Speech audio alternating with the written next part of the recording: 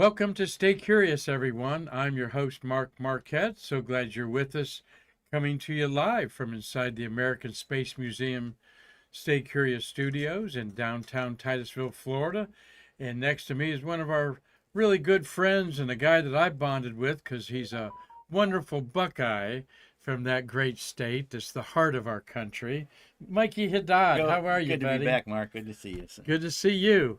Mikey, so we got a lot of new people watching the show. Okay. And you've not been on for a few months. Mikey's been very involved with restoring a wonderful telescope mission called Astro that was in the payload bay.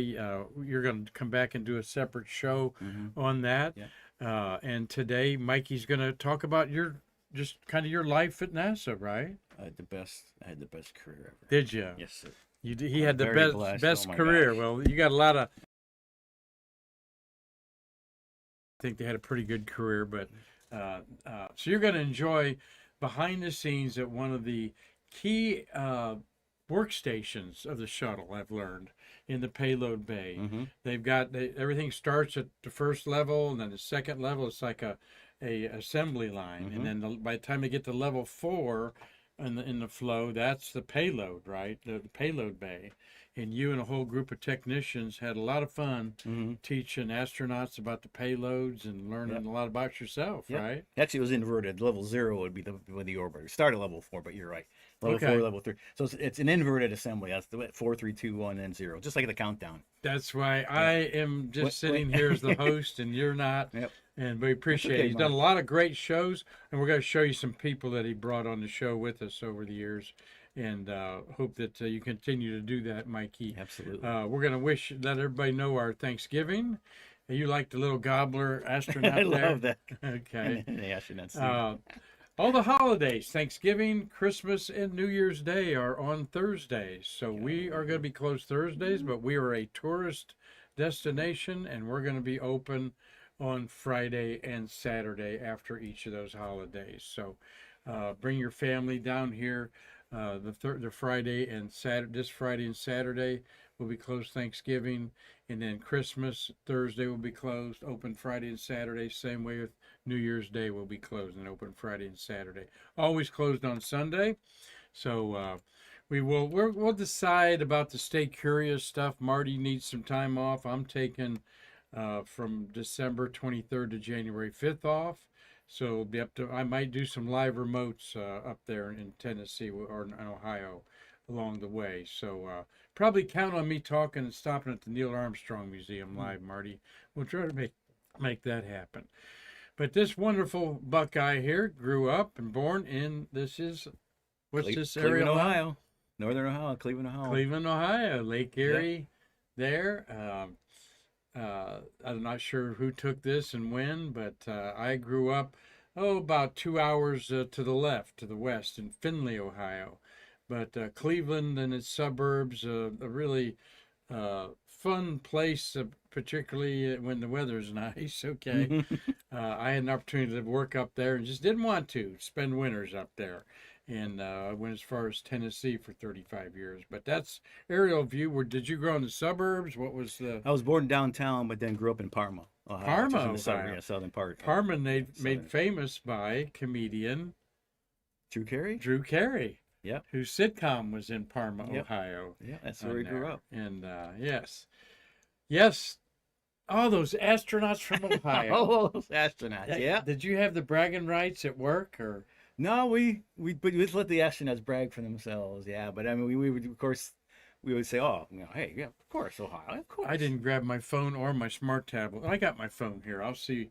This Dave Stangy's going crazy right now, and Chris Calley might be watching too.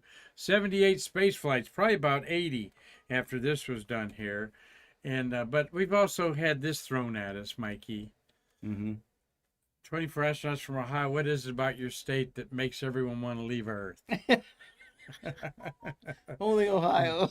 Only Ohio's right. That's right. Ohio, we've been the brunt of a lot of jokes. There's a lot of serious stuff. But of course, Neil Armstrong from Wapakoneta, Ohio, the great Jim Lovell's from Cleveland. Like I said, on and on and on. Different astronauts there. I'm going to pull up my YouTube channel here and get those Michiganders up there riled up because the big game. Yep. If you're not a football fan or sports fan, that's okay. But without a doubt, Sports Illustrated named the Ohio State-Michigan football game as the greatest rivalry in all sports. It is And amazing. certainly in the top 5. And it's that team up north is what we call us Ohio State grads. And a lot of fun rivalry. And yes, they've kicked our butt. Well, they didn't really kick our butt last year as a winning field goal, but they won the last 4 in a row. Yeah. Okay, and ruined our season a couple times. So let me get this on here on the phone. And lots of history in Ohio. That's right, says Mostly Park. And good afternoon, Gary Gerald's watching us. Just people that are watching us today. Mark Thel. Okay. He's putting his Corvette to bed for the winter here in Minnesota. Well, that's a sad day indeed. Drive it down here. I'll take care of it for you. Sure, during the winter months, Yeah, no we'll problem. take care of it for you there, Absolutely. Mark Thel. Keep it all We've waxed got up good and- afternoon. Hello, Mikey from Tom Usiak. Oh, hey, Tom. You may have met Mark Thel at Shuttle Fest. He was down Okay. for it. Yep. Rosalie Jubilee says she's trying to have a happy Thanksgiving. Happy Thanksgiving. Doug y'all. Forrest is in Los Angeles. We got Steve Jokum says hello to everybody. Okay. We're Formula One fans. And, Okay. and the Lando Norris, who won the race, got disqualified and got before his skid plate under the car had too much skid to it. Yeah, they'll catch those things. I feel for them, but still, it's not over until 5 hours later when they give out the fines and Yeah, stuff after like that. But inspections, yeah. Steve's a big F1 fan like me, Forza Ferrari. Dean Babcock, good afternoon. Great to see Mikey again. He met you at Shuttlefest. John Doe's here. Tom Celentano's up in Connecticut. Wow, look at all the Carlton people. Bailey That's awesome. spent 3 years in Akron as the curator Okay. of the animals at the Akron Zoo. And let's see, we've got who Lots else of is aviation on there? history in Ohio. Yeah, that's true. Yep. And so good. Glad that you don't live in Be glad I don't live in Illinois. Okay, well, welcome everybody. it's a great state though for sure. And but we'll look at the game at noon on Saturday and have the bragging rights. And honestly, Dave Stangy, somebody stole my hat. All right, I had my hat on my head Friday. It's not in this room. Mark, who in the right mind would steal that hat? You Michigan fan. or Connie, because you guys like Chris Calley and all those Michiganders like Dave Stangy and Larry Pushkar up there. So, yeah, Verstappen won. I'm sorry, Dean Babcock. Thank you. Because of the penalty on there. So, anyway, it is a great. But there's at Las Vegas was the race in there. So, we got here a picture of you with. Let's get off of the personal stuff and the sports and all, and get on to what this guy's brought to us here. He's brought to us Tracy Gill. Tracy Gill. Actually, I'm holding there something that was space flown that you and Tracy worked on. Your book, and I have the book on my desk over there. We'll see your book in a minute here. Contains all these people in this. Yes. In your book about payloads. There's a cool picture with Nicole Stott and the other lady. Cheryl McPhillips. This is basically the 4 of us that were finalists for the class of '98 astronaut corps. We were in the final groups for the astronaut corps of the class of That's 98.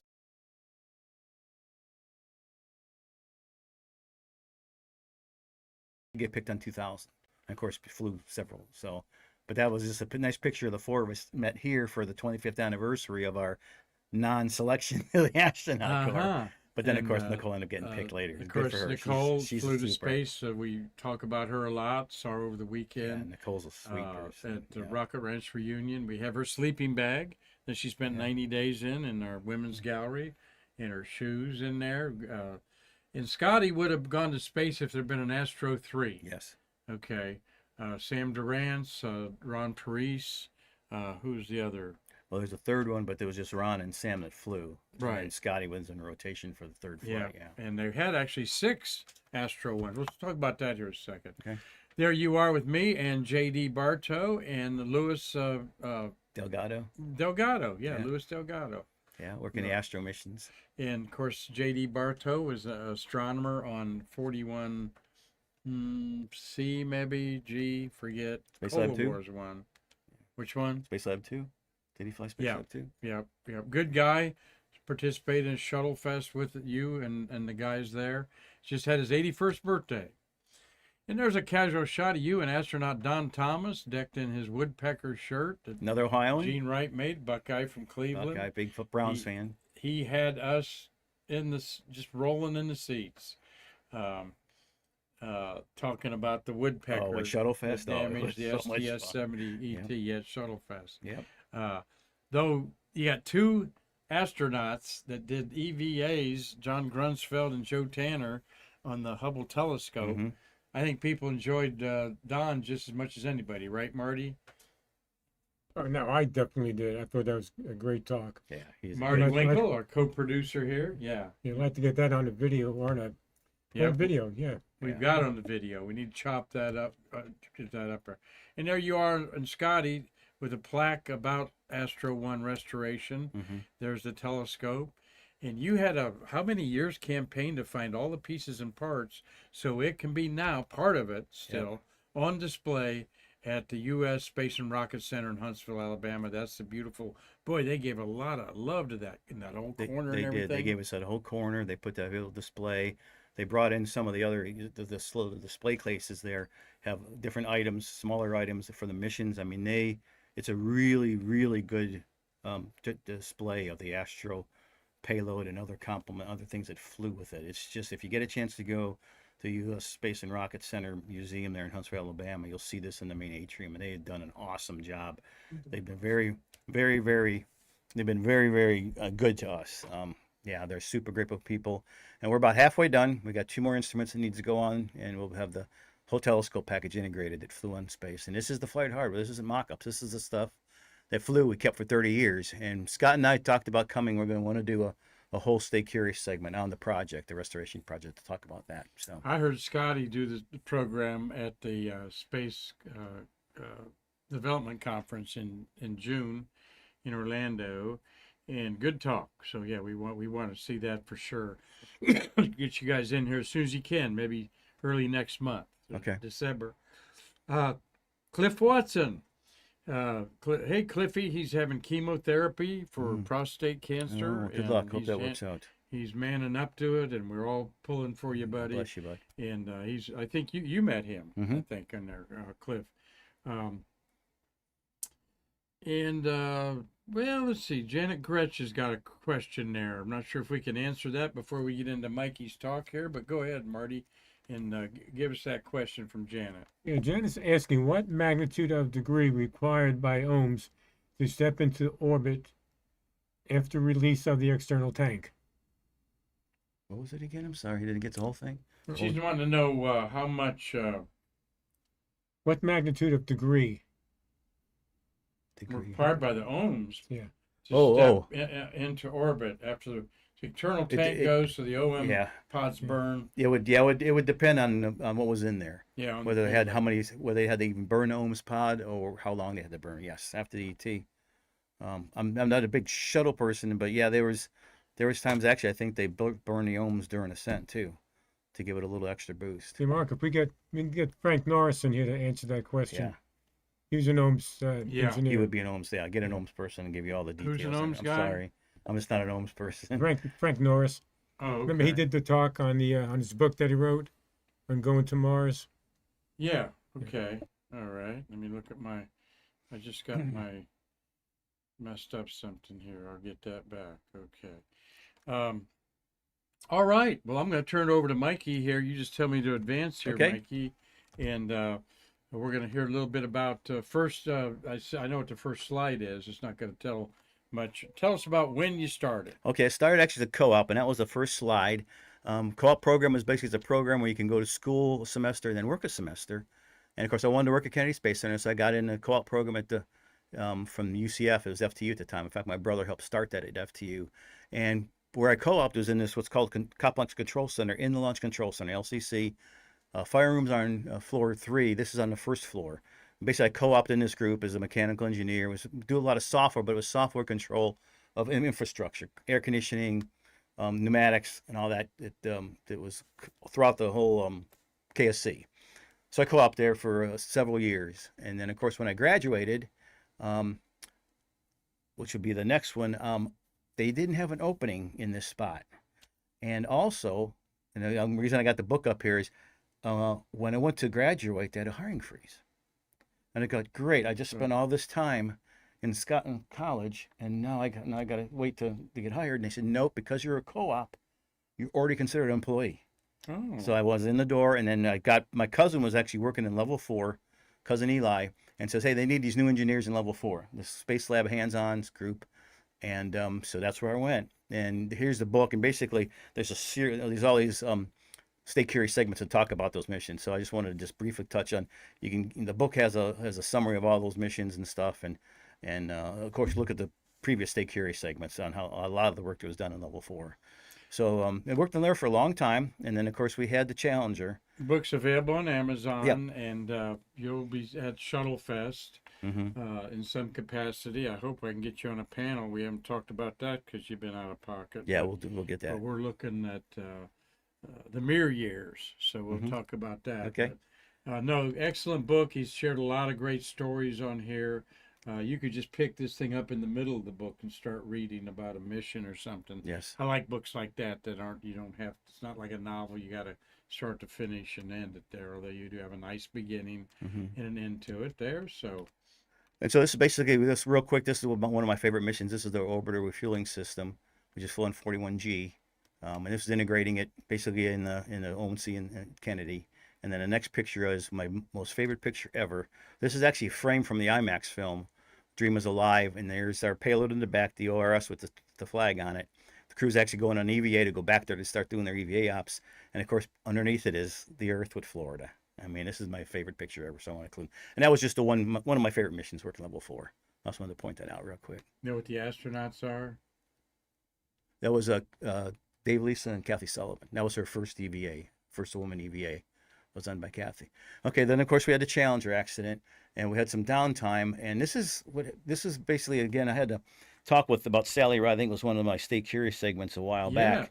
It was the Stay Curious segment in June of 2024. What had happened was during the early days of level 4, I had some people come from headquarters. They wanted to know how this level 4 thing's working out with the NASA. And so my boss says, Mike, just tell me anything you want. You know, nothing held against you. So I just dumped. I says, it's the best thing. We should expand this to other areas of NASA, blah, blah, blah. So I really unloaded on these people. Well, evidently, somehow, later on, those people, what happened here with the NASA leadership is when we had Challenger, the administrator asked Sally Ride to form a group to figure out basically strategic planning. Do some strategic plannings for NASA of the future. And she formed this group called Task Group 1A, and she was picking one person from each NASA center. And I got picked as a single person from KSC to go on her team. And the only thing I could think of was because years before that, I dumped my brain to these people at headquarters, and they remembered me. And he says, hey, this is kind of the guy maybe you'd want to be on this group. So I was very, very fortunate to get picked as a KSC rep for that Task Group 1A. And this is a result of was the leadership in space. They call it the ride report. I ran across that. It's laying right over there by my desk, because when I ran across this the other day, Marty, I go, this was written by Sally Ride. Yeah. This is her. And what year was that, Mike? This is in 87, I think, when it was released in, I think, 1987. 87. And here we are 38 years later talking about the same thing, going back to the moon and Mars. And so, and we've not done any of that. Yeah. All right, and here's Sally Ride. So I was going to read it and kind of, I'm in a mood to contrast. How many times have we said we're going to the moon and it stops in its tracks because of public apathy or money or whatever's going on? But yeah, I was going to dive into this and see what Sally Ride's vision was. I mean, it went way beyond. I mean, it went into commercialization of asteroids. I mean, it went way, into hundreds of years, possibly in the future, of how it expanded into the universe. So it's a really neat report. So I was lucky to be a part of that team. Yeah. During that. Well, what do you think about the vision and how we've? It was. I mean, we had some good ideas. It's things that we could do, but it takes a lot of money and a lot of coordination. a lot of commitment from the United States to do that. So So what did you learn about Sally Ride that would be of interest to us, the very, casual? very smart person. She's very she has a way of just talking and letting the most complicated things sound simple. She can explain it. Um, very sharp, and she didn't get pushed around. We had one session where we were in front of Congress, and they were firing these questions at her, and she held her own on all these congressmen trying to beat on NASA. What is this report? This is just garbage. This is all pie in the sky stuff. And she could hold her own with anybody. So basically, she was very smart, very cordial, but when she needed to hammer somebody, she could do it. And she's just that kind of a person. Awesome person to work with. Again, I was so fortunate to be able to know Sally and work with her for those years. And that we stayed in touch years after that until, of course, she passed away. But we would stay in touch. She'd come to Florida every once in a while. I'd go over and say hello to her and stuff. And Nice, these events that nice. she was at. Yeah. Well, thanks for that insight. Yeah, she was a super person. What a great woman. We're going to put in the women's gallery. Her favorite saying was, "You can't be what you can't see." Yeah. Think about that. You can't be what you can't see. That was Sally Ride's Yeah. statement before she orbited the Earth, because she knew, a lot of women were looking at her. Sure. First And one, that was first it. American, You can't yeah. be a woman astronaut until you see one, type of thing. And I think that applies in so many things. You can't. And she be did what so you much can't after see. getting out of that NASA for women. Oh, absolutely. And science and things. This is a vehicle called OMV, orbital maneuvering vehicle. I can say it. This is a concept early on that they had to where if going from low Earth orbit to high Earth orbit, this would be like a transfer vehicle. Say you wanted to go grab a satellite, bring it back down and refuel it.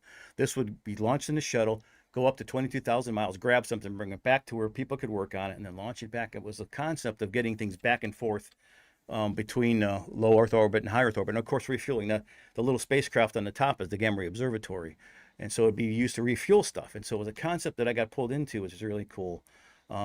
But then they end up it ran over budget, and it never was created. But it was got to work with John Aaron and a lot of people on this concept. And our job was John Aaron of the Apollo era. of the Apollo era. Yeah, an icon. to AUX, John Yeah. Aaron. And our job was basically to integrate this and prepare it for launch. And that was our job. Oh It man, never we did should have fly. done that. But OMV, it would have been neat. It was a neat project, but never. Bingo, you got more time on the Hubble and Yeah. stuff or whatever. Well, Yeah, yeah. so- There's a lot of these type of projects they come and go. Yeah, that are in the closets of NASA. yeah. Okay, now this one is that after that I moved over. I kind of got burned out in level 4. It's one of those where after so many years, and so they have what's called non-hazardous payloads, which is Spacelab. Then you have hazardous payloads, which is the planetaries, the satellites, and all that. So I shifted over to the vertical processing or the hazardous payloads, and this is a picture of Magellan in the vertical processing facility on top of an IUS inertial stage. And this is the first spacecraft I worked on. This is the one that went to Venus. And my job was basically to help with the integration and then close out with the pads with it. It's such a beautiful spacecraft. But this is my first spacecraft, basically hazardous operations that I worked on after leaving level 4. And then the next picture is basically STS 34. Yeah. This is a beautiful picture of being deployed into space. And again, I went to Venus, spent years at Venus, and eventually they end up crashing. Oh, that's onto Venus. Magellan. That's Magellan. Oh, that's the Magellan that was 30. spacecraft. STS 30. Yeah. Yeah. And so basically it was just I wanted to show that we started working on these spacecraft was something else that I really enjoyed We have doing. the launch behind us is of Astro 1, is it? Or No, this is actually the Desert Rats, which I'll talk about near the end of the Okay, pitch. Yep. All right. Okay, and this is the Galileo spacecraft, the most beautiful spacecraft I think I've ever worked. Absolutely gorgeous spacecraft. This is the one that went to Jupiter, and this is some of the early integration before it was integrated onto the stack. Now, one thing about Galileo is it was when we were working on this, it was in September of '89. Well, what goes with September in Florida? Next chart. Yes. Hurricanes. Okay, one little story from Galileo. Hurricane Hugo was heading to Florida. Galileo was in the orbiter, and the idea, we always have a hurricane plan, so we know what to do during hurricane months. So the initial idea was pull Galileo out, take it back to the VPF, and roll the orbiter back into the VAB, wait out the hurricane, move back out to the pad, bring Galileo back out, put it back in the orbiter. Okay, that was the plan. Well, it was going to take a lot of time. And with these planetary missions, you've got a short window. And because of the planet alignment, if you don't launch in that window, you got to wait 13 months before your next chance to launch again. Well, he says if that happens, if we do all the stuff we planned, we're never going to be able to make launch. So the idea was keep it in the orbiter. Okay, now the one major thing on here that was really critical was they had some science experiments that needed a very, very dry nitrogen purge 100% of the time, constantly monitored by human beings. There's no plan to ever roll this thing back with a Galileo in it. Because when you pull up off the shuttle, off the launch pad, you lose all those services, you lose all that power. So he says, okay, what we got to do is we got to pick a place in the mobile launch platform, and that place that's built like a battleship. If you've ever been in the MLP, and the room where you have the facility to a panel, and that panel feeds up to where the spacecraft was. We would take in that room, we'd have basically everything we needed there to continually provide GN2 to this if everything was lost. So we brought in these key bottles, this room, we put in walkie-talkies and food and everything. And the idea was to have somebody live in that room for 7 days. When we roll back from the orbit, because we had to roll back a few days before the hurricane would hit, because there's a limited, the winds when you're rolling back, you can only have winds so high. Once the winds get too high, you can't roll back. So you got to roll back before the winds reach that value. So you have to decide days ahead of time. So we were basically ready to pull up. We had everything in this room, and the two engineers. This is, again, when I left level 4, the contractors were doing the work, but I was right next to the contractor. He was young, married, had a young one. I was still single. And I said, I'll ride in that room. I'll sit in 7 days. You go spend the time with your family, take care of your family. I'm single. I will spend 7 days in this room built in the bowels of the MLP to make sure the science experiment never loses this purge. We had food and all this stuff was ready. We were ready basically to live 7 days in MLP to make sure that the safe, because if we lost this purge, the spacecraft was basically useless. You'd bury it in the sand, and so we could not lose this purge. Well, we're just about ready to pull out from the pad. Hurricane Hugo turned north and missed Florida, and so we never had to implement it. Galileo basically launched in October and was very successful, but that was just one little story. That was the longest day of my career, was a 22-hour day getting ready to pull back the orbiter with Galileo in it to avoid Hurricane Hugo. And of course, we never had to do it. Well, luckily, the Hugo, well, for us, did it turn north. Of course, the people who are in this path weren't lucky at all. But yeah, it was huge in the Carolinas and Yeah. even through Tennessee where I lived, and over by Asheville. And you didn't spend a week in the MLP. I was planning on it. Yeah, everything. They had walkie-talkies. The facility could have supported it, but the idea was if we lost everything because of the hurricane, to be basically able to survive in that room with no support at all. Everything was battery powered, food, and all that other stuff, but we never had to implement it, so that was pretty. Well, I'm enjoying this conversation with Mikey Haddad, and payload engineer at NASA there. You got a question for him about one of the payloads or what he's talking about here? Please chime in there. Marty and I will get to it. Okay, now this is Hubble. We worked on Hubble. That's Tom Collins, Mike Stelzer, who's been on the show, and then myself, Neil, and we're doing basically closeout for Hubble Telescope. I got a chance to work Hubble Telescope. And again, the Shuttle Fest, we had a presentation about all the work there. So again, go to the Shuttle Fest video, and that'll give you more of a idea of everything that happened during that mission. Of course, the Hubble was delayed because of the Challenger accident, and was actually in cold storage longer than it was planned on. Yeah. How did that? How'd you work around that? We would adjust over the schedule whenever it would come. Okay, the schedule got delayed. We would just shift everything around, and that would happen a lot. Things would come and go, and schedules would change, and we just adjusted. We said, okay, well, now when's the time period when it's going to be here, and then we have to set that all the support to be able to handle that time frame, because it basically had priority when it came in. Okay, everything got basically Hubble's the first guy in the runway. We had to get him up into space. And one thing too about that picture, real quick, is you see the two people standing. They got the face hoods, but I got an eye hood. Now, why would you do that? Because I had facial hair at the time. You can see the only thing exposed on them was our face, and on me, my only thing exposed was the eyeballs, because the contamination concern with Hubble was so great that we went through a lot to make sure it was nice and clean when it launched. Yep. Yeah, good talk on that at the shuttle via space now. Who's the guy that worked on Hubble contamination? Martin McClellan. Yeah. Martin McClellan. He was over keeping this thing clean. And then this was the next spacecraft I worked on, Ulysses. This was a spacecraft that went to, basically it orbited the poles of the sun. First time we ever had a spacecraft orbit the poles. And this is just some of the operations, the installation of the spacecraft.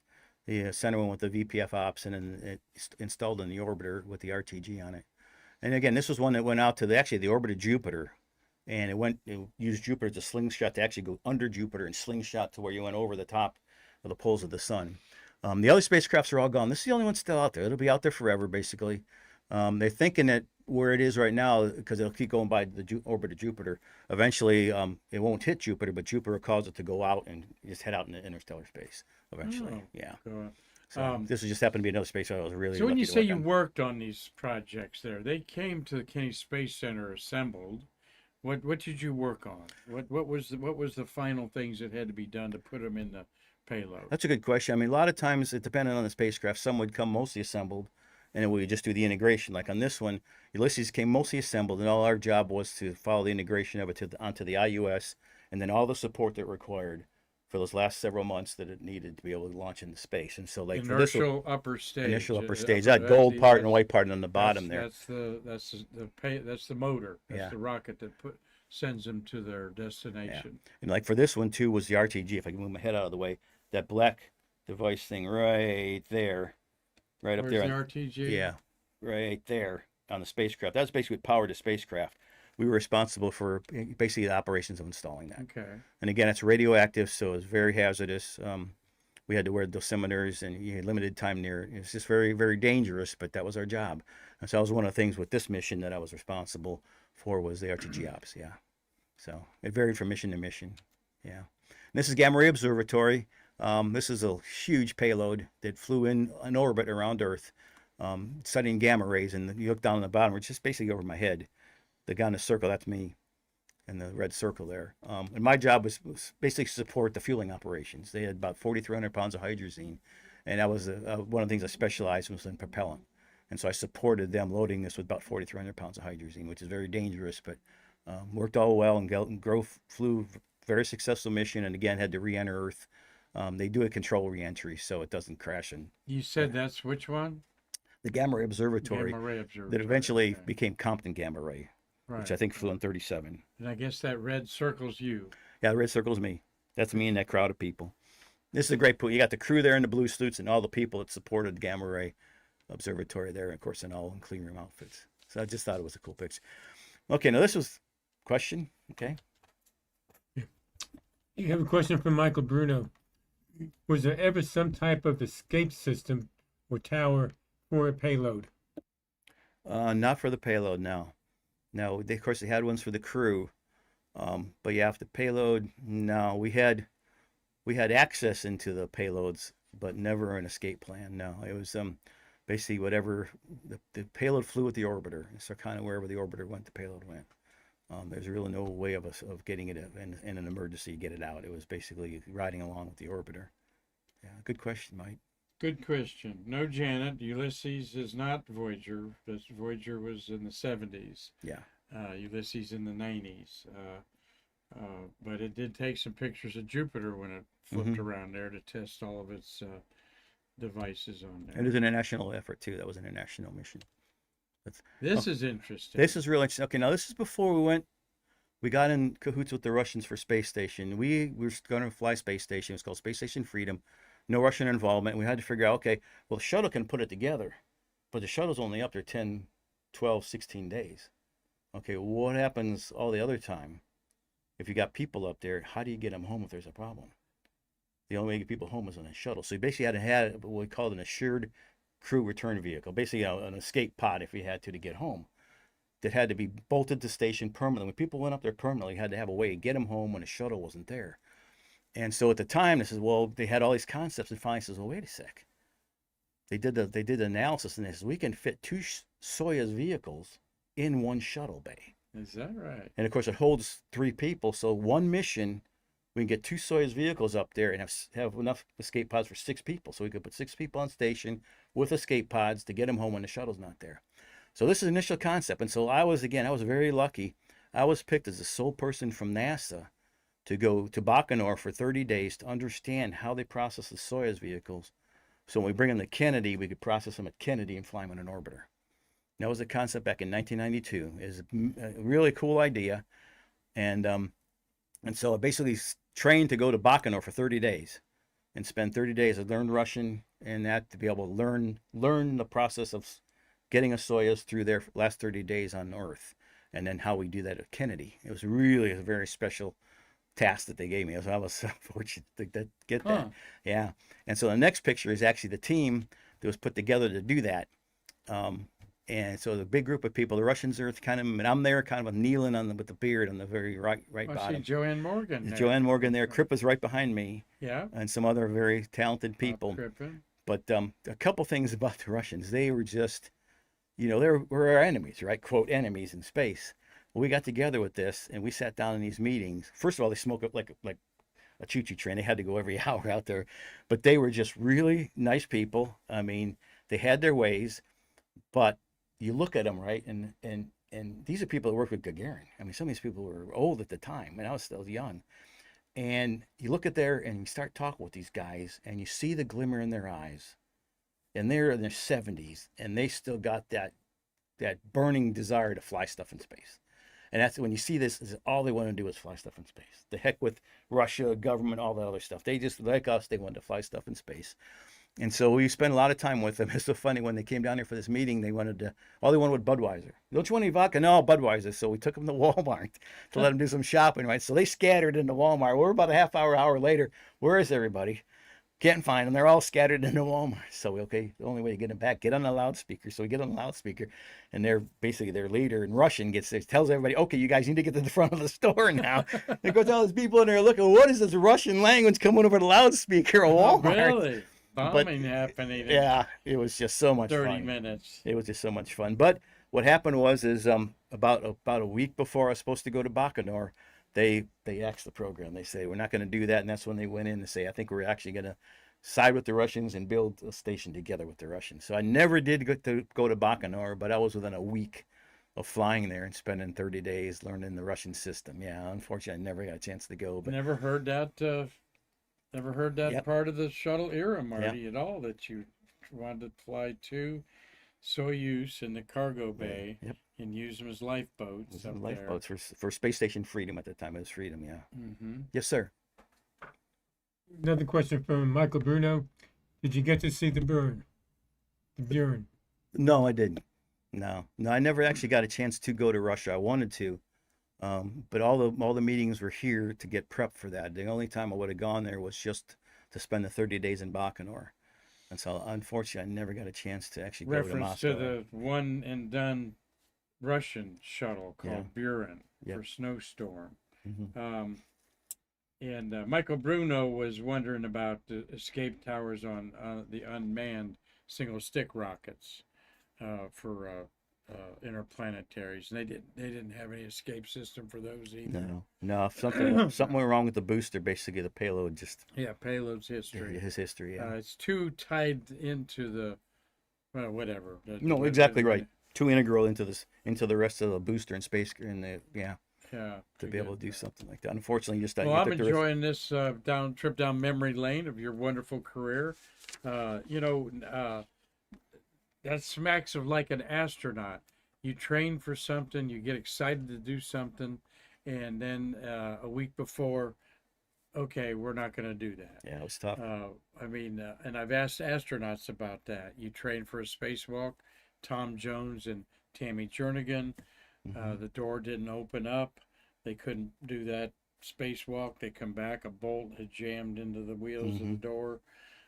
Cogs there. All that prep, all that time. And I asked Tom Jones one time. That's a pretty bitter pill to swallow. All that training and 6 hours a day in the neutral buoyancy tank for 5 days a week, type of thing. And he said that's why you should train for every possibility you can. So did you adopt a mindset of like, I'm going to do the best I can and hope it turns out? Or? Yeah, we always had the attitude that it was going to happen.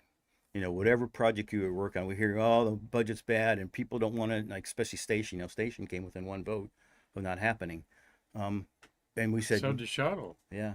And so we would always know, because if you start to slack off and things do happen, you get behind the 8 ball and it's a bad move. We would always go full ahead until they pull the plug. That was just what we did to make sure we were ready. If they said yes, that we weren't the thing that caused the delay. Yep. All right. Another question? Yeah, Dean Babcock is asking, did you spend any time at the JPL? Yes, I did. Yeah, I spent a lot of time at JPL, Jet the Jet Propulsion Lab Propulsion in Laboratory. Pasadena, Yeah, in California. Pasadena. Yeah, we went there a lot for missions. We went to almost all the NASA centers had some payload that would fly in the NASA center, and so we go to that center. Um, JPL was more of for some of the work that we were doing with Sally Ride at the time. We would go to different centers with Sally, and then I got to meet people, and I got friends that actually went to JPL and did other things. But like for the Galileo spacecraft, the cooling for the RTGs and all that, and of course the science instruments were from JPL. They supported that. So yes, sir. Another question? But yeah, so Yeah. did spend some time at JPL. Beautiful out there in California. Yep. You got a question from Janet Gretsch. How much time per project? How close to the wire in real world application? I guess. What does she mean by that? Yeah. Well, how much time did you stay on each project? Oh, on each project, it could be years. I mean, some of the missions we would work 2 to 3 years to get it off the ground. Some would be 6 months. It just depended. Space Station was a decade. I think she's asking, she said, how close to the wire in real world application? I think she wants to know, how close to the deadline. The deadline, yeah, we came pretty close a lot of times, and the worldwide application maybe is how whatever we did related to real world. Like this next one coming up now is part of that is plant research. Is the is most of the time we would have buffer, but there was a couple times where we came real close to not making it, but it worked. Yeah, we ended up working. But this next one that we're going to talk is a good example. This was the collaborative Ukrainian experiment, full STS-87. They wanted to do a collaborative experiment with Ukrainians. The Ukrainians, we come to find out, of course, KSC now is the lead for plant research for NASA in the States. Ukraine were the leaders for plant research in the Soviet Union. You thought it was the Soviet Union. Ukraine were the brains for plant research. And so we flew a mission called Q on this STS-87. This is the Ukrainian astronaut. This is in orbit working on that plant research right now.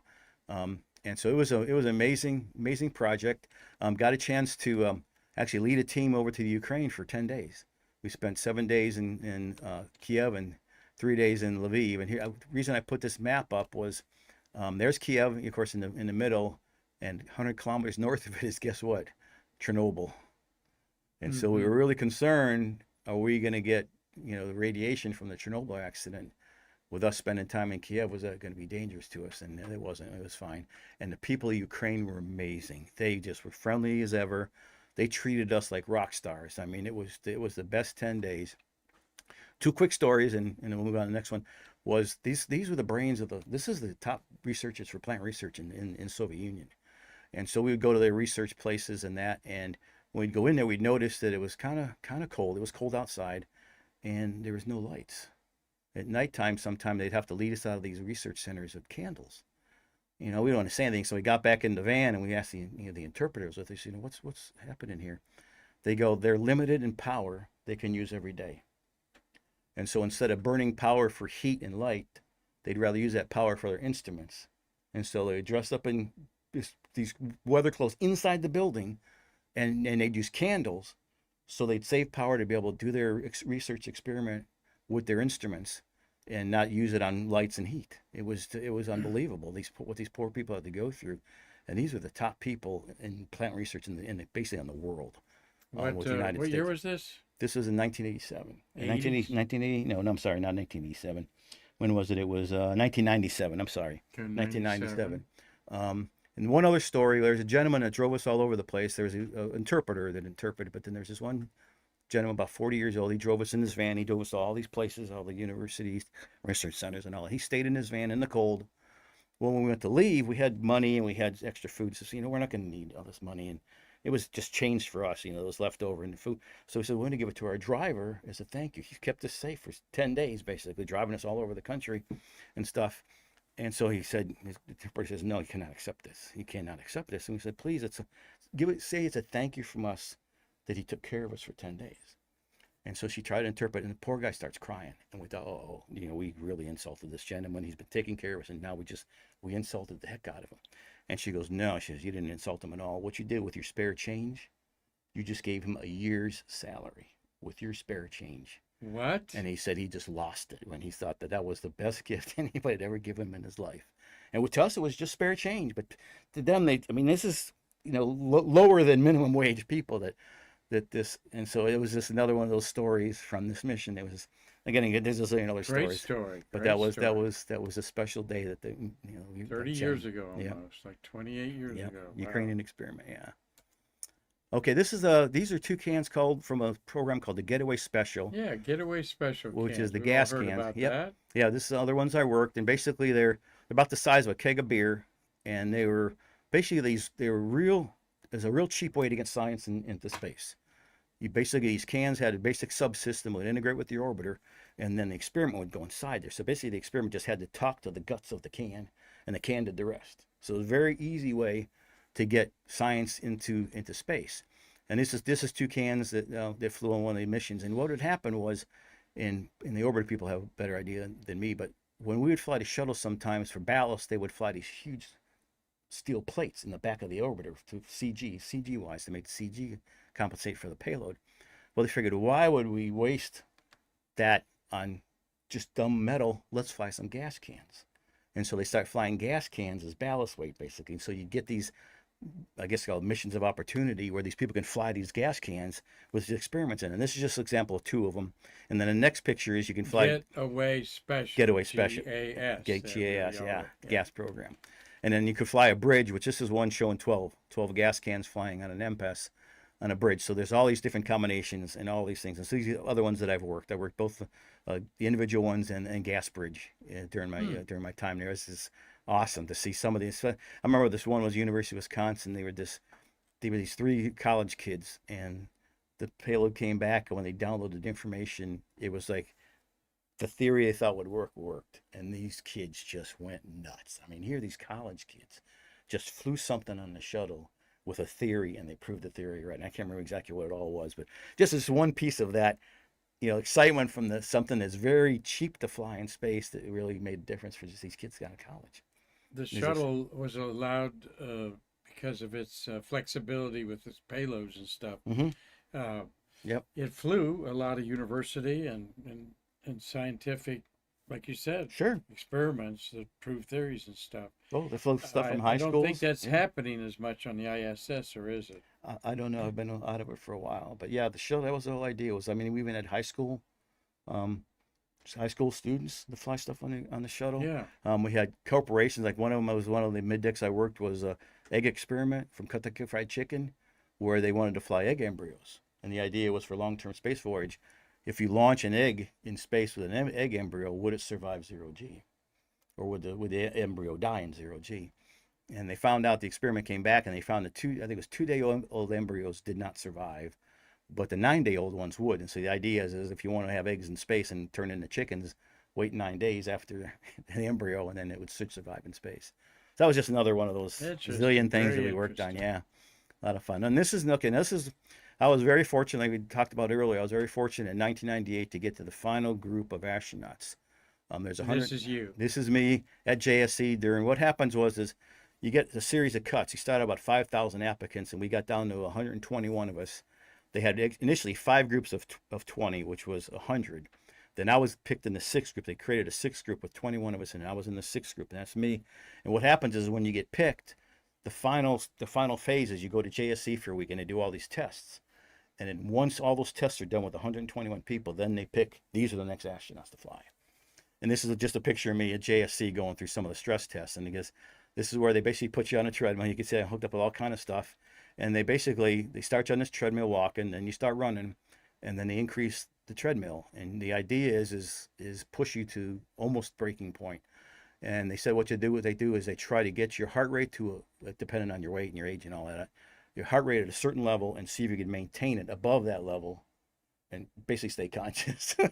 and so basically that's what it was. And I got up there, and I was ready. There was a red button. You can't see it on there, but it's a red button on that thing that says, if you really hit the wall, you hit this red button and everything stops or slows down enough so you don't, basically kill yourself.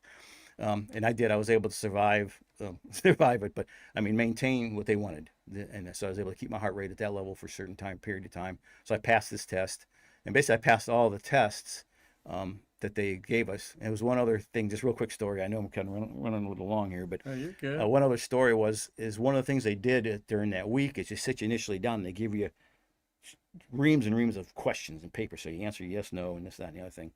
Well, one of the questions was kind of bizarre. Was would you rather grow a flower or read a book?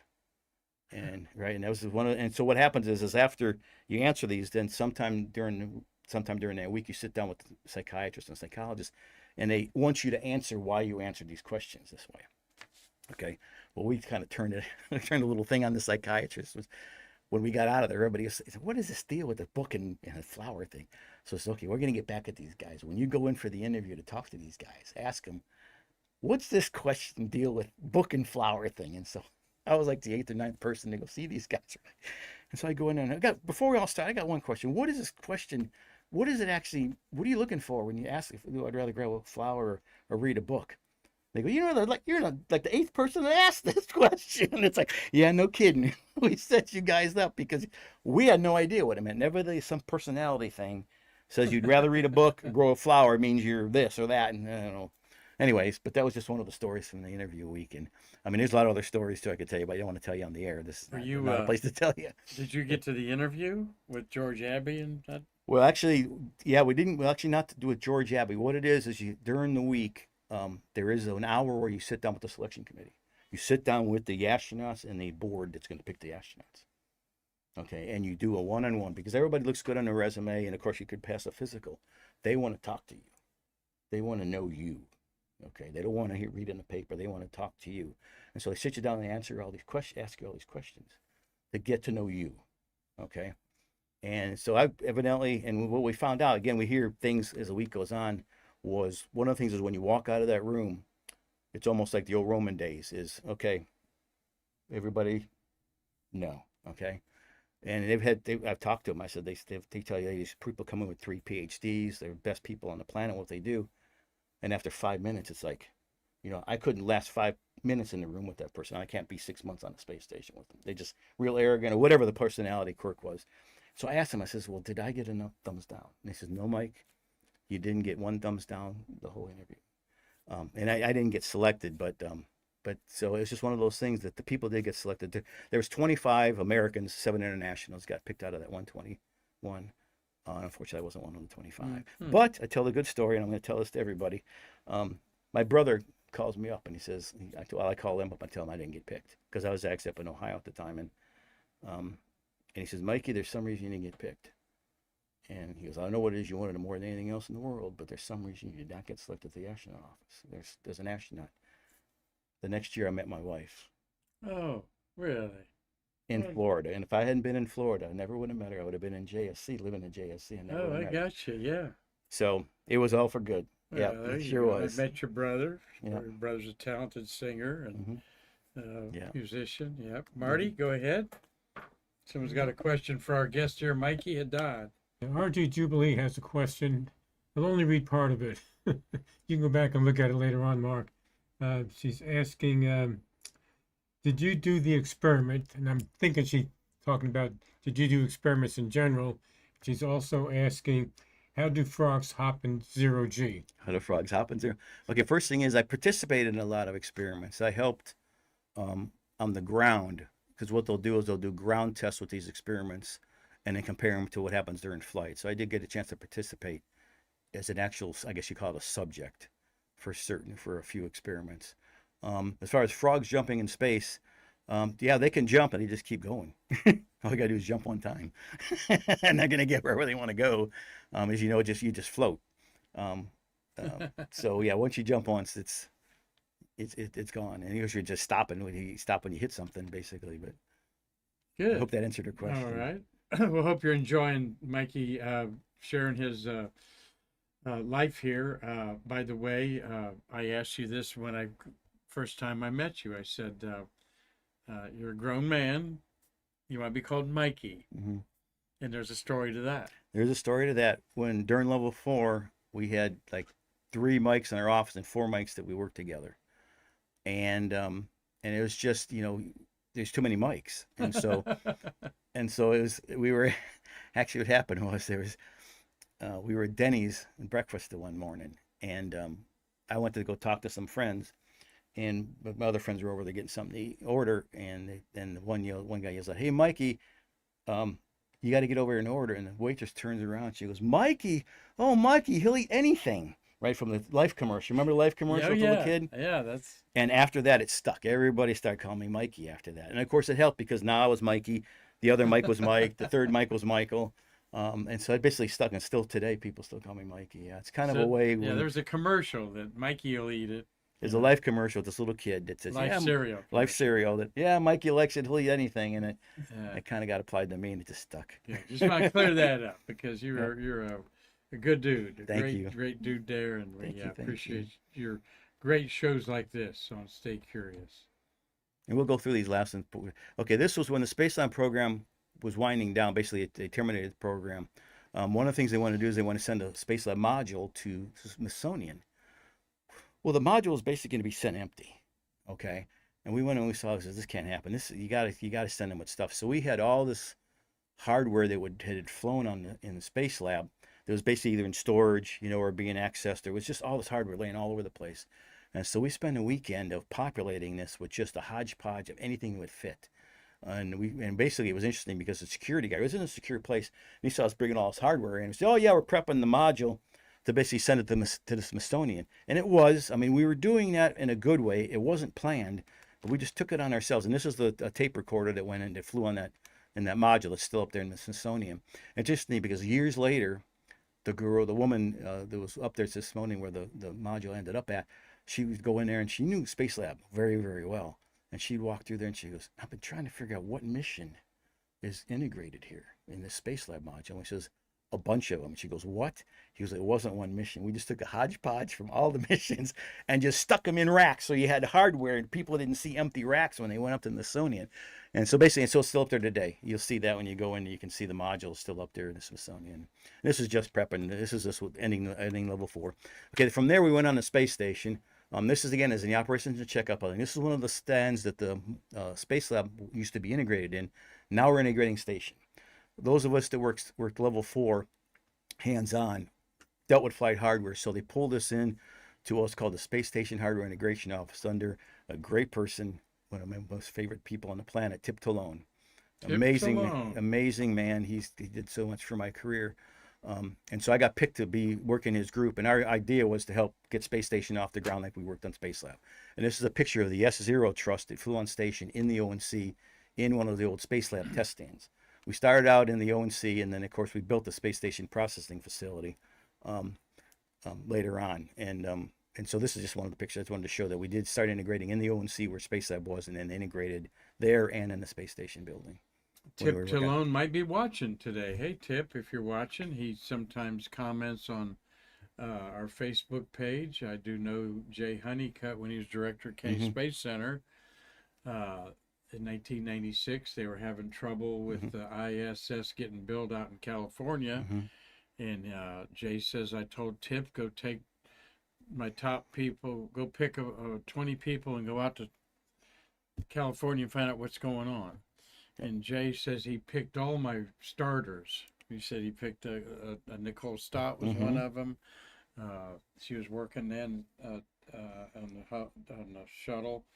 But Tip Talone really another hidden figure of the shuttle management era, and then into the International Space Station, getting things straightened out. Yeah. It was not a good situation out there, Rockwell, California. Yeah, I traveled out there myself when I got pulled in. Jay said, I was. Everyone listening to radios and eating it right on the job and all this stuff. The culture completely not like the NASA culture. Yeah, and I'll just tell you one story. I'm not going to say where or whatever, but there was this one, they were working on some of the flight hardware, and the gentleman smoking a cigarette with a Coke can on the flight hardware. And it's like, this ain't the way you put together flight hardware. I'll leave it at that. Okay, and then part of Space Station. This is very complicated, but one of the things early on was they wanted to fly station, what's called a ship and shoot, where you just integrated, like in California, you send it straight to the launch pad and put it in the shuttle and launch it. And we says, that's insane. you need to really connect these things together on the ground first to understand if they're going to work together. I remember being in a meeting one time, and I won't say who it was or from what center, but when we were building the space station facility, it says, you're wasting $56 million. You're never going to need that building. All the hardware is going to go right to the pad and get launched. And we said, no, that's not going to happen if we got anything to say about it. And so we pushed real hard for what's called MEIT, multi-element integrated testing. Was a program wasn't going to do it at first, and then things kind of lined up, and we were able to get a lot of the hardware at Kennedy at the same time. And so we ended up performing multiple MEITs. And what the colors are here are the colors for that integrated testing between elements. And like blue is one, is I think MEIT 1, green's MEIT 2, and then or yellow's MEIT 2, and so basically what it was, the idea was to connect this hardware together first to see if it would work. And we found a lot of problems. A lot of these missions would not have been successful if we just did the shoot and shoot contests. So this was very successful. One of the things that I'm kind of proud of being involved with was finding these problems on the ground. So station was successful once it got in orbit. And then the next picture actually shows the hardware. This is MEIT2 with the hardware at Kennedy. You can see all the flight hardware that's there. The S0 truss, which is a center truss. And then what you do, you got S, which is a starboard side trusses, S1, and P, which is the port side trusses that went out the port side. And you can see we got P1, 3, 4, S0, and S1 truss, all that flight hardware connected together for a test. And then basically, all these major components, being able to get them together and do an integrated test.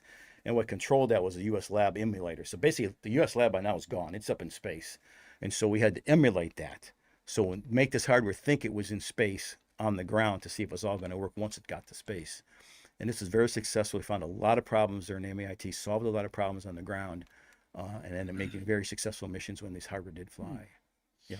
Excellent. One of the amazing things about building the shuttle over a 10-year stretch of time was everything fit. Mm-hmm. Nothing was ever put together completely on Earth.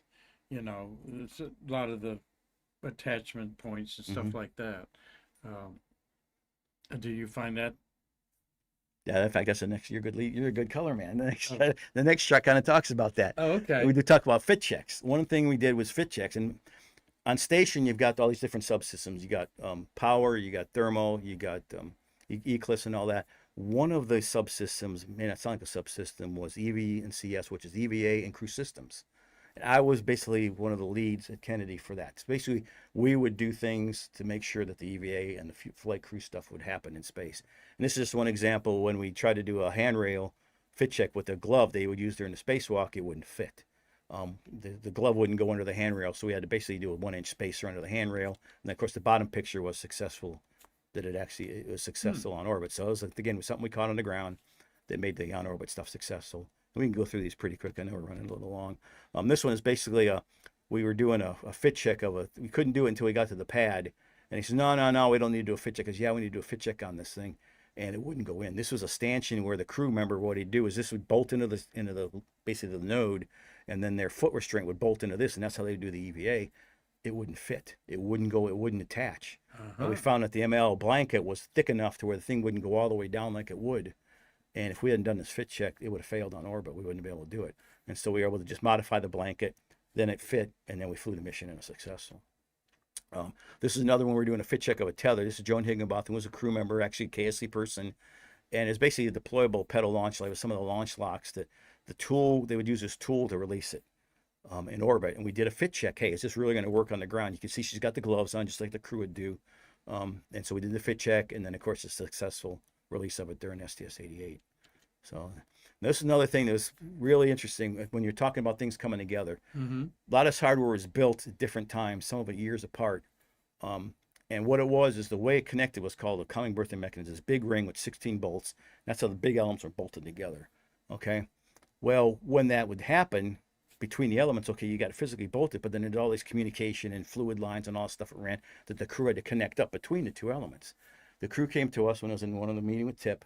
It was actually Jerry Ross, and says, we don't feel comfortable that this stuff's going to work. That we understand it's probably physically going to go together, but when we start running these cables and all this wiring across, we don't think it's going to work.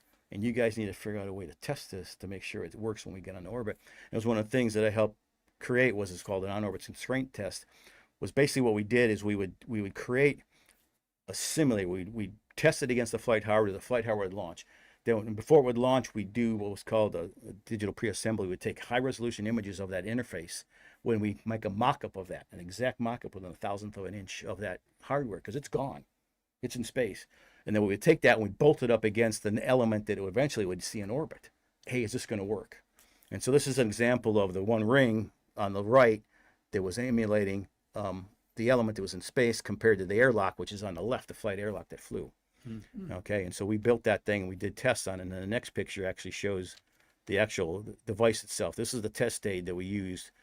This is actually a simulation of the Node 1 element interface that went up to the airlock, and all those components and all that in there that we represent exactly what it was in space. And we do tests and stuff to make sure this would work. And we found a lot of things that didn't work. And the next chart kind of shows all these interferences and things we found during this testing that it wouldn't have worked on orbit, or it had a serious problem on orbit if we hadn't done this test and fixed these things before they launched. So it was another one thing that I was kind of proud of that we did. We were able to get the program to accept it, and we found a lot of problems and avoided a lot of problems in space during those missions. You're a recipient of the Snoopy Award? Well, and that was, I think, is that the next one? Is that the next chart? Okay, no, this is, I'll just go through these quick. This is another, this is the Z1 truss on the left, and then the two arcs on the right are kind of the Node 1 emulator and a lab emulator. Mm-hmm. That was what we did on the ground, the test, and then the next picture is actually on orbit with a successful completion from the testing that we did on the ground. Excellent. Okay. And then I think the next one is the next one known as the rat's nest. The rat's nest. Well, you could see all their fluid lines and electrical lines and power lines and data lines that all fed into this one. And that's why we had to do this test. There's so much hardware that was going in that at the time that if we didn't do this test and catch these problems, God knows what happened on orbit. It would have been a mess. Okay, and this is another one. This is a very complicated one, but basically most of what you see is representation of what's in space. The one little thing in the middle there, the Node 3 flight umbilical, that was the only flight piece in there.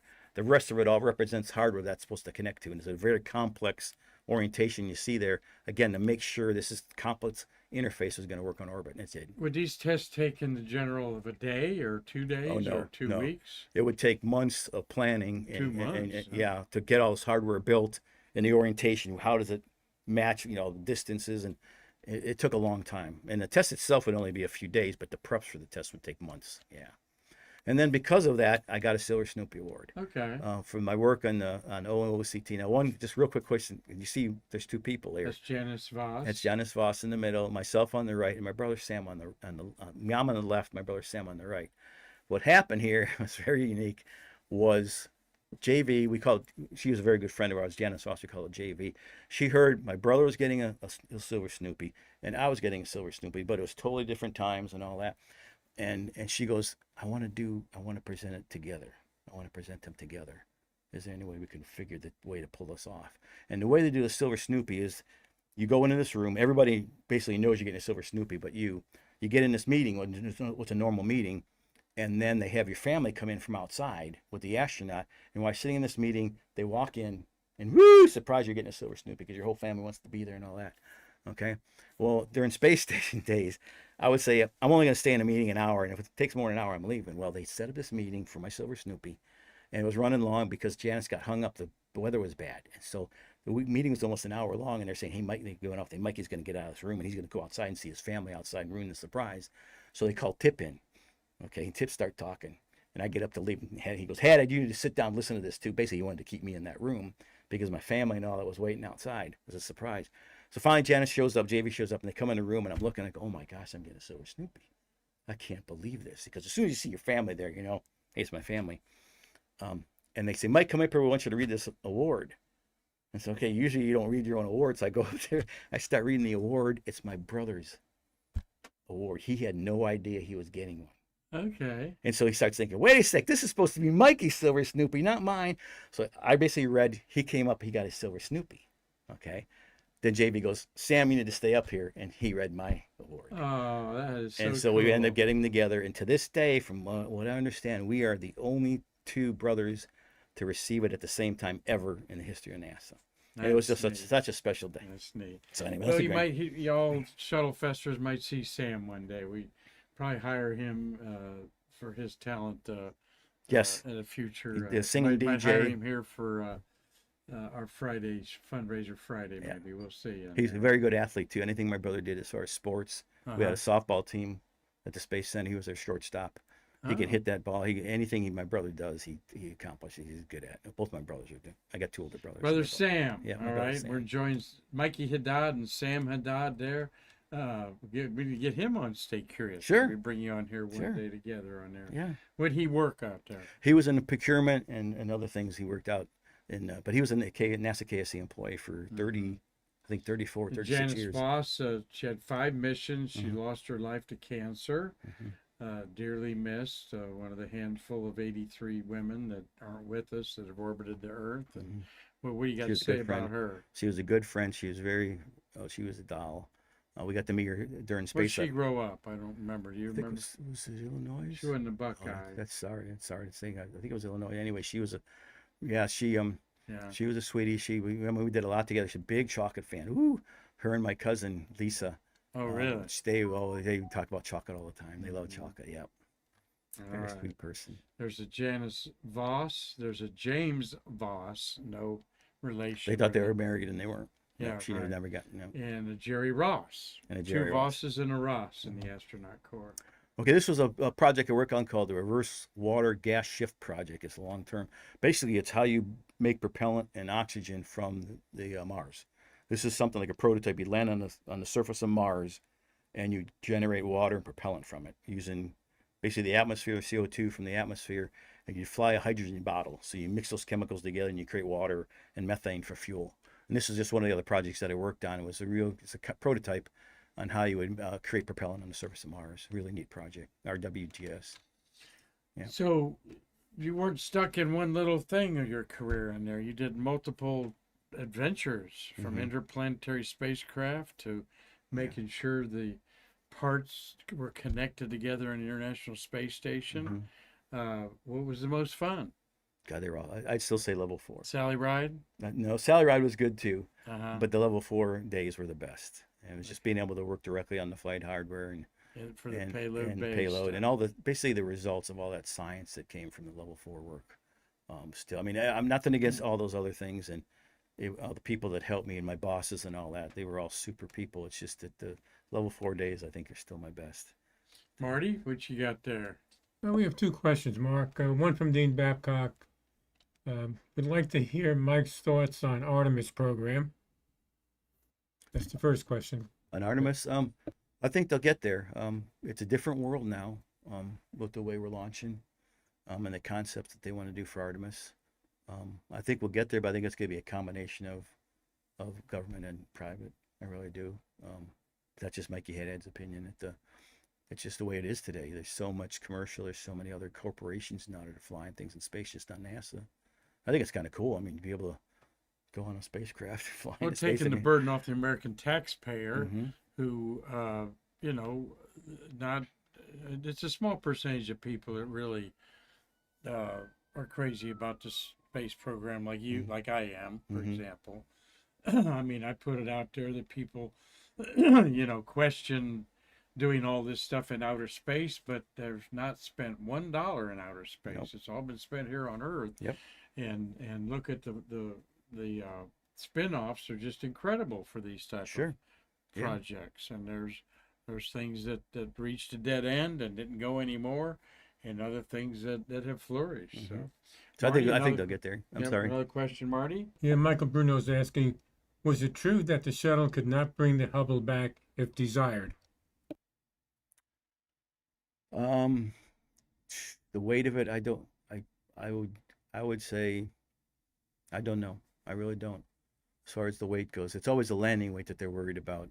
You could launch with a certain, but you can't land. That's what happened with the old shuttle Centaur. Was the shuttle Centaur, you could launch it, but if they had to do an abort and come back, they had to dump most of the propellant because they couldn't land with it. It was too heavy to land. So as far as bringing it back, I mean, I think there was talk of bringing it back, but I just guess maybe it's I'd love to walk up to it, see all the meteor damage on it. Go ahead, Marty. Yeah, Janet Rich is asking, Mikey, what do you think, what think you of SpaceX and Starship? Oh, Starship? I mean, it's a monster. I mean, it's just not the fact that thing flies. it's amazing how fast they crank those things out. Yeah. I mean, you look cranking at them out like these- yeah, like my airplane gosh, like factory. airplanes. And so yeah, it's a beast. But as far as capability, I mean, it's basically going to get us a lot of weight into orbit and on the moon and Mars. So if it ends up being successful and they can crank them out as much as they want, it's probably going to be the main booster for us to get hardware into space. Yeah, its evolution. You think of the DC-10 was one of the most popular passenger planes of the mid last century, and then the 747 was the huge one, and now you look at these gigantic Airbuses and stuff like that. It's just an evolution that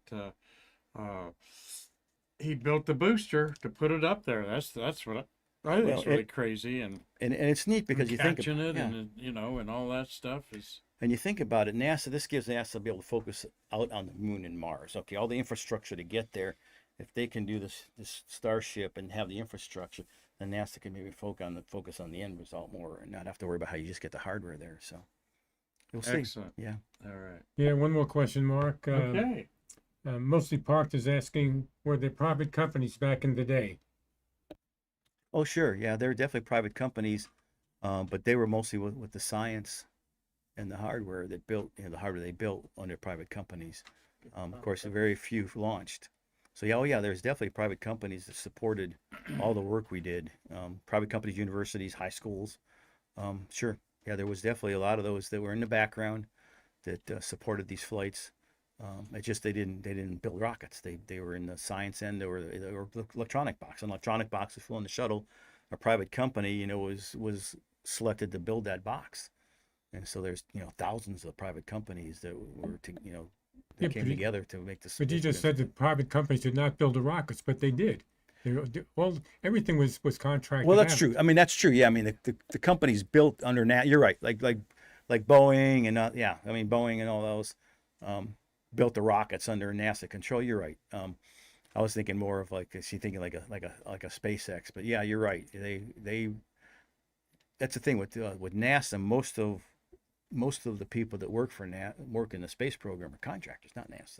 And she's right that there's a bunch of the companies that had built, like Grumman, right? Grumman built the lunar modules and all that. So and of course Rockwell built the orbiter. USBI built the boosters.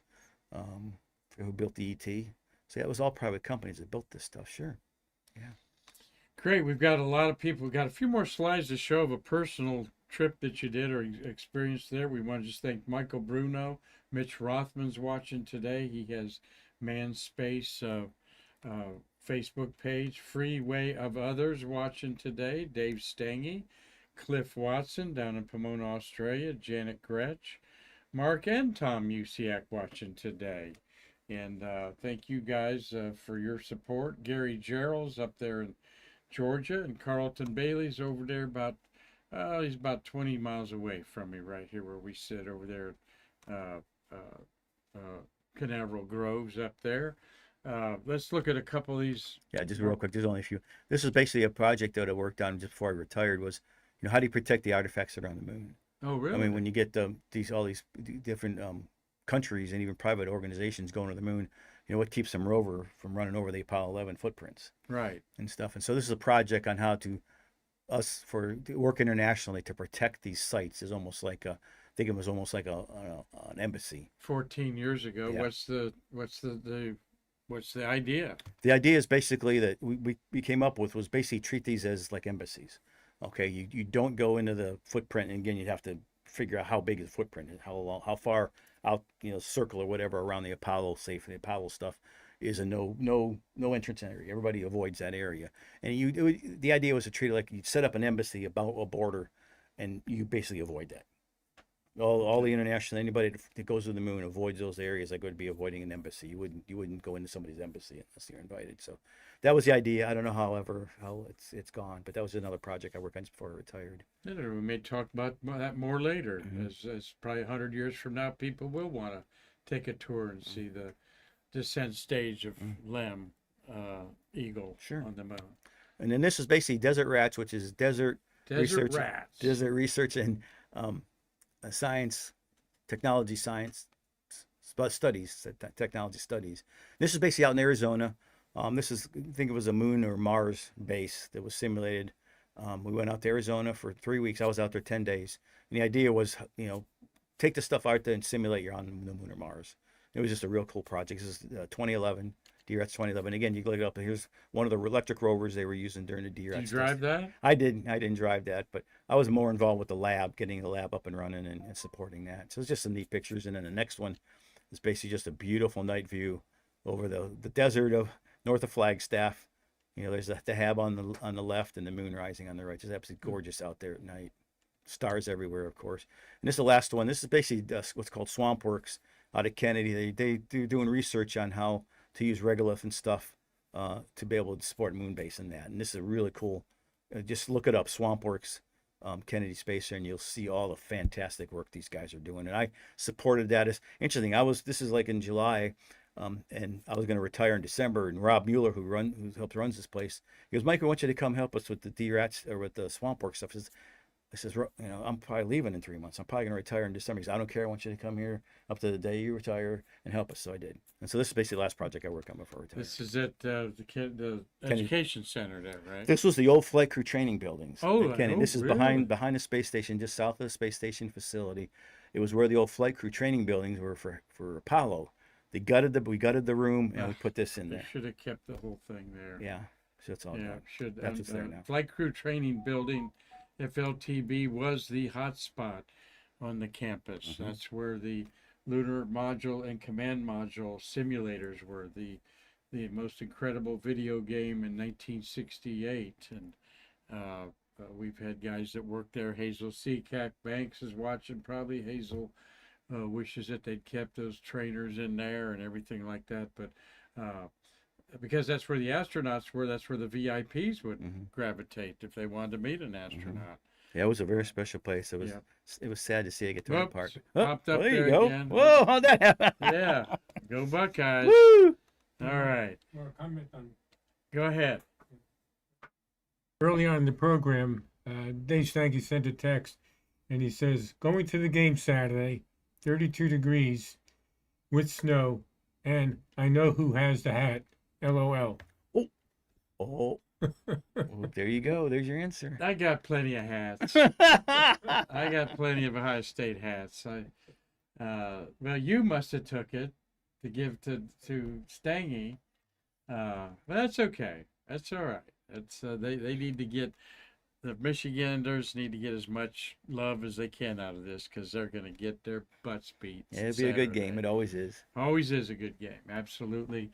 It'll be up in Michigan at what they call the Big House, 104,000 people or something like that. So, Dave, you enjoy it, and don't get too cold, and hope that you can stay in the game till the fourth quarter and not have to leave early on there. So, thank you all for watching today. We've got Thank you very much, y'all. also Tom Celentano. Tom was we talked to him here at the museum. John Doe is watching. Dean Babcock, thanks for your participation. Steve Jokums didn't have any questions I saw from Steve. He just enjoys a real space worker here beside us. Doug Forrest, an artist that's out. He's near Pasadena, near Jet Propulsion Lab there.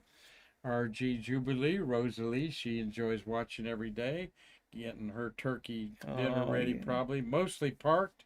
And Mark Fell watching today. So Well, welcome, y'all. Thank you so much for watching. yeah, Thank you, we'll thank have you back. We're going to do a story on the Astro One project. It was quite interesting of pulling these pieces and parts of this really important space mission together. Some were found on eBay, I understand, and things like that. We found them in junkyards and all kind of places. Yeah, it's a great story.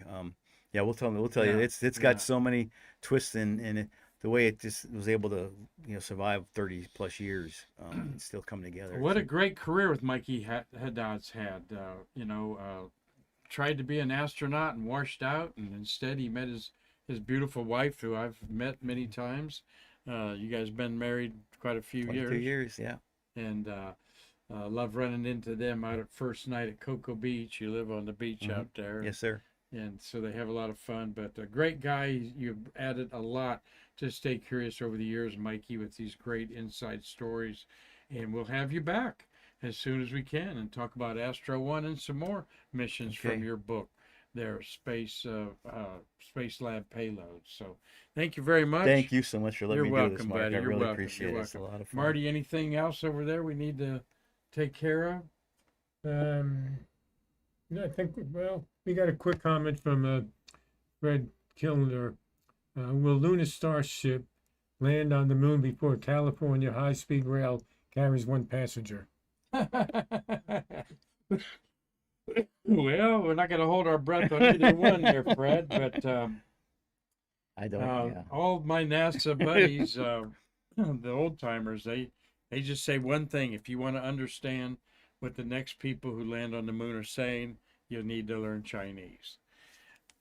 Well, that's because yep. they're going. They got an ambitious, pragmatic program, Yeah. and I'm looking sometime in the middle of 2029 that they'll launch. They're saying before the end of the decade here in 2030, and we already know that our lunar landing vehicle. They're putting new bids out on it. The last 3 spacecraft uncrewed that have landed on the moon that are taller than they are wider, both tipped over. That might not be such a good idea if they don't have long legs on it, like our lunar module and the Surveyor had on there. Mm-hmm. So anyway, we got a lot to talk about tomorrow. I've got and we'll talk about it on Stay Curious. So tomorrow I've got a very interesting show. I'm going to have something I don't know anything about on the show, and it is fishermen that fish with magnets. They fish with magnets to get metal things out of rivers, out of seashores, that sort of thing. And it's a real thing. They're here on the Space Coast. They're transfixed with what's in the ocean on the Space Coast. You get a big enough magnet, you can harvest about 350 Atlas first stages out there in the Atlantic Ocean. They were dumped in there. And what has changed? Well, Elon Musk has landed the Falcon 9 more than 500 times. Isn't that something? That's safely. amazing. Just amazing. Just amazing. And did you go out to the port or eat a meal and see the New Glenn out there at the port? Yeah, in fact, we were out there. We saw the New Glenn and 2 SpaceX. Actually, there's 3. When we went out there, the New Glenn had just come in. There's 2 SpaceX boosters vertical, and there was a 3rd one laying down. Wow. So we saw 3 SpaceX boosters and the New Glenn all at the same time at Port Canaveral. Yeah. Yeah, you go out there to one of the good places to eat, like Rusty's or Fish Lips. You never know what you're going to see out there. We were at Gators. Across The Gators. way Yeah. there. Gators. You're where? The Gators dockside. Oh, Gators dockside. Yeah, That's where we Gators saw are it. at Right out the ends, beautiful, really. beautiful glass windows there. You can see right out. You can see Yeah, everything. Yeah. So check it all out on your next vacation here to the Space Coast. You won't regret it. Okay. And so, like I said, I got an interesting show tomorrow. We'll see what happens with that, about these guys that fish with magnets. I'm talking about magnets that's like polarity magnets there. And then we're going to end our midweek with popular Terry White. Oh, yeah. Will be on, Marty. And we got a box of shuttle thermal protection tile donated to us. And he's going to open up the box and tell you what it is. As he pulls it out of the box, we're going to unbox thermal tile on Wednesday with the one and only Terry White. So get your mustache wax out and get ready for old Terry. Good old Terry, yep. Thanks again, brother. You're welcome. Thank you, Mark. And y'all Appreciate have it, man. fun. No matter what you do, be safe over the Thanksgiving holiday. If you don't watch us till the rest of the week, watch us on the repeat. Over 1,100 episodes probably on YouTube, including ones with this guy. Just Google Mikey Haddad and you'll see some tremendous stories with you.